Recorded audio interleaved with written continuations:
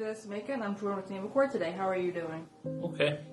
Please tell us your bullying story. Start from the very beginning. I was harassed mercilessly, whether it be mental or physical. Sometimes it'd be about my ears and how big they were. I hadn't grown into them. They would find any reason to. And, sometimes it would be just throwing a joke about ear size or whatever. A slur, sometimes it would be pushing, shoving, hitting, spitting in some cases. It turned into kids taking my lunch money, whatever it was that I had that day.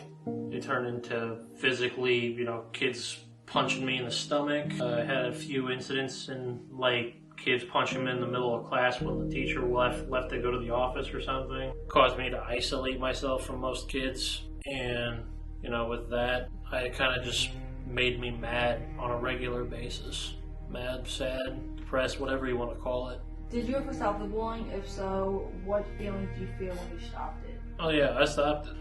So I went to my dad one day after in 7th grade, this kid was harassing me every day, and I just said, how do you make somebody just go away and just have them stop messing with you?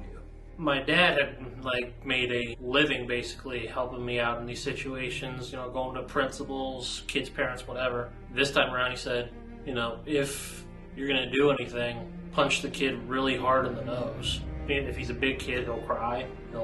Everybody will see it and nobody will make fun of you anymore. So I did.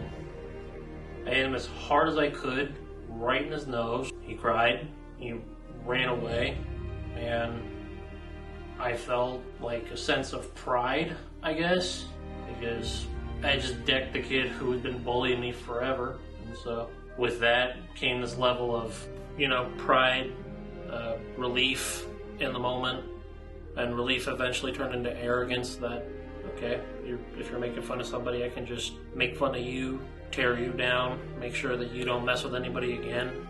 And I got into a few fights because of it. And yeah, it's a lot of it really had a mental effect because it took me a while to get over that. But it's a process. That's what it does to people. Could you please elaborate on the feeling you had of having power? How exactly did that feel? Did you like the feeling? How's it affecting you now? I punched the kid as hard as I could right in his nose, in front of everybody. Everyone saw it. So people were afraid of me, and I had always been the kid who was afraid of people, so I kind of liked it. It was a nice change of pace, at the time. Now, as how it's affected me now, it's this whole... I'm over a lot of it for the most part, but some things will happen sometimes. Like somebody will look at me in disgust or whatever. I'll have the sense of urgency to go say, what are you looking at or whatever. And then it's one of those things you have to remember you're an adult. You have to check yourself, make sure you don't do anything like that. Like I said, it's a process, but I think I'm in a better place now. For the kids who were scared to speak up, what advice would you have for them?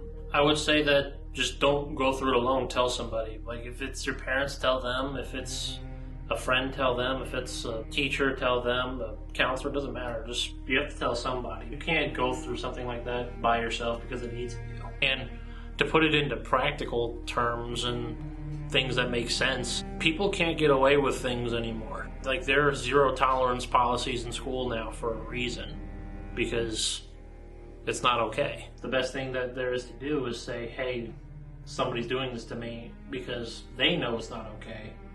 So when you tell the people that know that it's not okay, then they will do their best to help you in any way that they can. You just have to do it. It doesn't make you weak. Thank you for your time, Nate. Thank you.